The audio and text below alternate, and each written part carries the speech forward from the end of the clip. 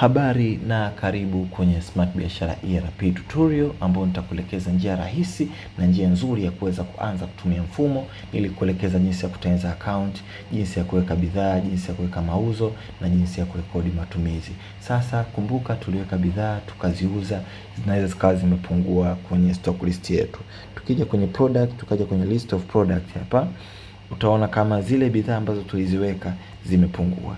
Coca-Cola zimepungua sasa hivi zipo 14, mchele umepungua sasa hivi zipo kilo 32. Tunataka tuongeze.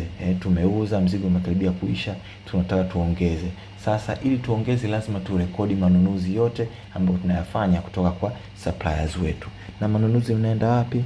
Huko kushoto tunaenda kwenye feature inaitwa purchases. Kwenye purchases tutaenda kwenye sehemu imeandika add purchase. Una add purchase hapo papo. Add purchase itafungua kurasa kama hii. Sehemu ya kwanza kujaza ni supplier. Sasa kwenye mfumo wako unaweza ukawa bado hujaweka supplier. Tumtengeneze supplier wetu mmoja ambaye anaweza akaitwa Hamis Daudi. Kwa hiyo unakuja kubonyeza kidole cha plus hapa. Unateza huyo anaweza kuwa ni individual au business. Kwa hiyo nitakuomba click individual, alafu utaweka first name yake hapa kama Hamis, last name labda Daudi, na kama kuna vitu vingine basi unaweza ukaviadi. Namba yake ya simu pia ni muhimu kuiweka kwa sababu haitokuruhusu usave supplier hadi uweke namba yake ya simu. Kwa 07 ngapi.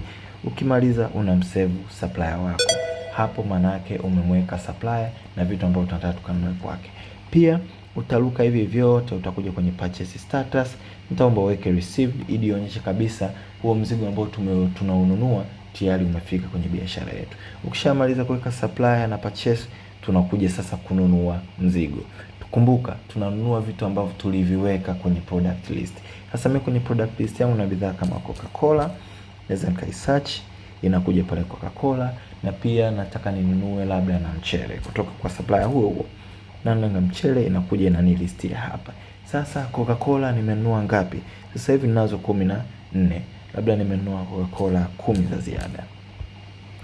Na mchele sasa hivi current stock unayo Coca-Cola 30, mchele kilo 32. Labda nimeongeza kilo 20 za ziada.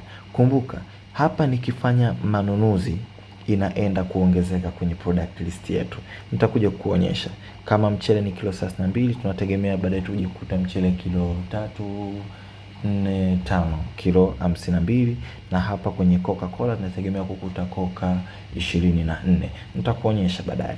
Kwa hiyo ukishamaliza kulist vitu vyote ambavyo umevinunua kwa supplier wetu Hamis Daudi, utashuka chini, itakwambia itabidi purchasing total, itaandikwa hapa 45.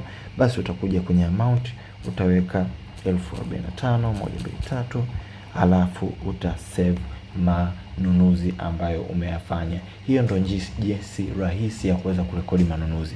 Kama kuna manunuzi mengine umeyafanya kwa supplier mwingine, basi utabonyeza kidole cha kuadi hapa juu kulia na utarekodi manunuzi kama tulivyorekodi mwanzo. Utaweka supplier, kama bado ni huyo Hamis utamsearch. Ukimsearch anakuja hapo na mselect. Haina haja ya kumtengeneza tena kwa sababu ulikuwa ushamtengeneza. Alafu purchase status unaweka received, simple kabisa, na bidhaa zako hivyo. Ila sisi kwa sababu tushaziweka, basi tukienda kwenye list of purchases tuna leave. Tukienda kwenye list of purchases tunaona purchase yetu moja ambayo tumefanya kwa Hamis Daudi ambayo inakosa shilingi 45. Tukitaka tujue tumepurchase nini, basi tutakuja kwenye action, alafu tutakuja kwenye view, itaonyesha kabisa tumenunua Coca-Cola pisi 10 na mchele kilo 20 na tumelipa shilingi 45. Hivyo ndo njia ya kisasa ya kurekodi manunuzi. Sio lazima kutumia kidaftari. Matumizi unarekodi humu, una search unaipata. Mauzo unarekodi humu, una search unaipata. Sasa tukakagua kama product imeongezeka. Tutakuja kwenye products, utaenda kwenye list of product. Kwenye list product ndo unapata bidhaa zetu zote. Wala mchele umeongezeka kilo 52 kama nilivyosema, na Coca-Cola zimeongezeka zimekuwa 24. Kwa hiyo hivyo naweza nikaendelea kurekodi manunuzi. Mambo ni kidijitali. Kama unahitaji training au kama utapata changamoto unataka 1 to 1, tunaweza tukafanya training ya online, tunaweza tukafanya tukakutembelea kwenye biashara yako, tukakuelekeza binafsi na gharama zetu ni nafuu zaidi. Kwa hiyo karibu sana kwenye tutorial nyingine ya jinsi sasa ya kuweza kuchanganua ripoti kulingana na entries au data ambazo tumeziingiza. Asante.